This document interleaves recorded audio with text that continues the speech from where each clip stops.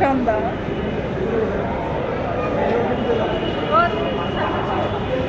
এই যে সালমান।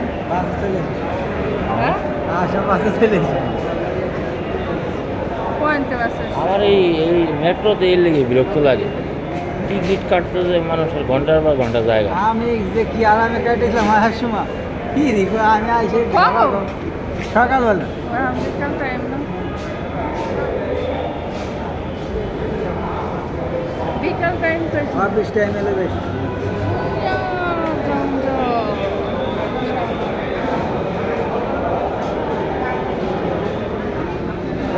কাটবে হ্যাঁ